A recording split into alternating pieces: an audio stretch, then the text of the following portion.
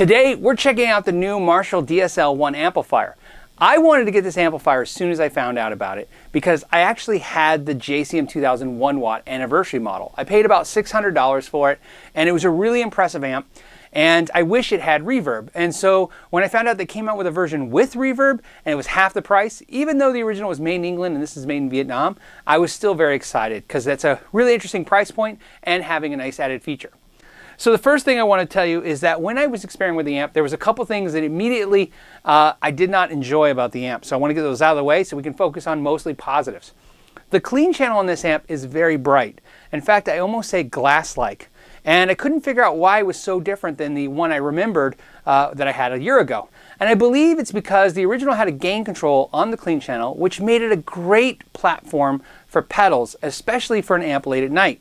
This one, not so much. So the clean channel has a 3-band EQ that's shared with the dirty channel, and there is a tone shift button that is allowed to control both sides. Now again, the original anniversary also had a deep switch, but to be fair, I didn't really use that on that model. Let's go ahead and give it a sound sample. I'm going to use the humbucker. This is a Tim Shaw humbucker on the clean channel of the amp on the neck pickup.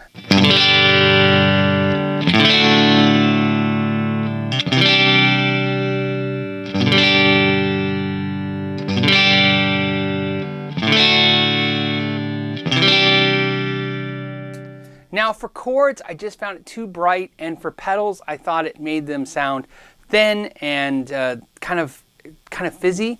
However, for cleans, like picking through things like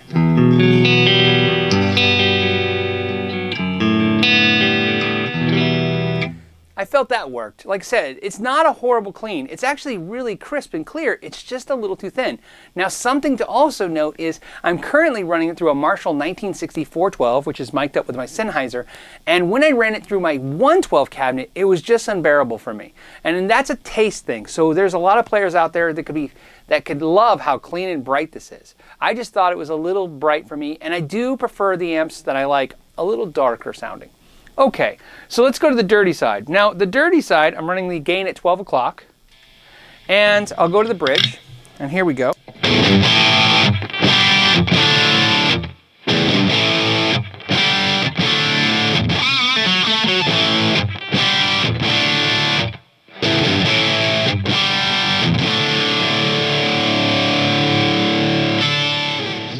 To me, that screams Marshall DSL, kind of JCM 2000 kind of vibe. So it definitely has the vibe. So that's where it's in the win column. In the win column, if you're looking for a Marshall that you can play really quietly at home, this is going to be the amp for you. So we can go ahead and push in the tone shift button, and I believe it's some kind of mid scoop. I've never been a fan of that control. It sounds great, but I always like the amp just simple. Let's just the gain at about 12 o'clock and all the controls at 12 o'clock, but here we go.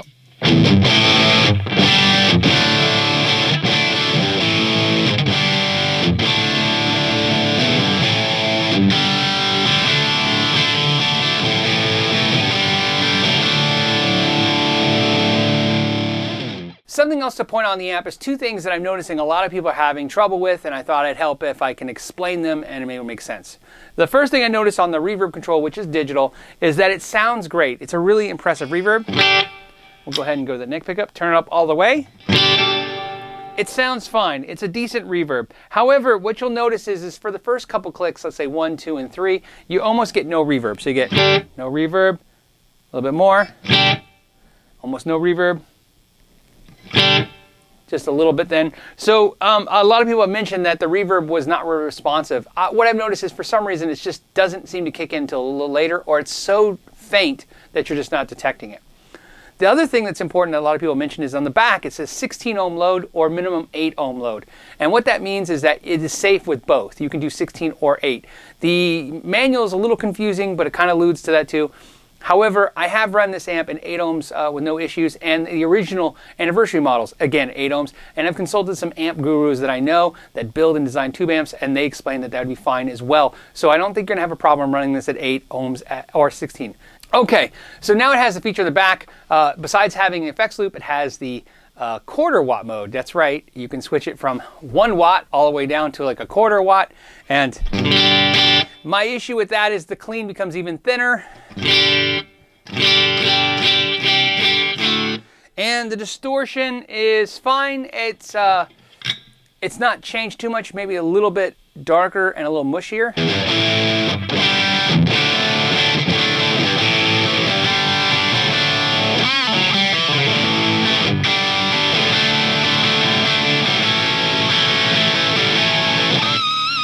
So if you're in the market for a Marshall JCM 2000 sound and you need to keep the volume quiet, I think this is still a good amp to get.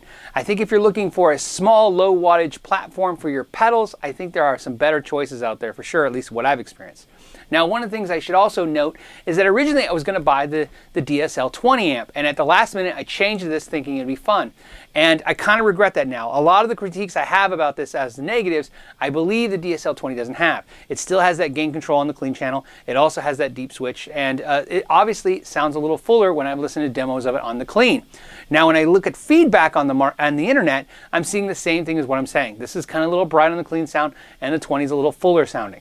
So I really think I should have went with the JCM 2000 since it has all the features and sounds I liked out of this one and none of the drawbacks of this one. So something to think about. I think for $200 more, you can still get that amp to kick down to 5 watts. And to be honest with you, I think the way the amp's designed, at 5 watts, you could get it as quiet as this and still be fine and get a fuller sound. So something to definitely take into consideration. What that extra $200 will buy you seems to be a lot more than what I maybe perceived when I first bought this. But I'm really curious to see if you guys have experienced these amps, especially anyone who's played the 1 watt and the 20 watt. Please put in the comments down below what your experiences with what the amp was, good or bad, if you preferred the 20 or the 1 watt. Or if you found some of the things I thought were negative on the amp you actually like about the amp. It's important to get different opinions. Again, mine is just that, an opinion of the clean sound. It doesn't mean that the clean sound is good or bad. It just means that's my preferences. Also, I want to thank everyone who subscribes to the channel and has come back to watch this video. It's good seeing you again. And hopefully the ones that are watching this video for the first time will subscribe so I can see you on the next video. As always, I want to thank you for your time and know your gear.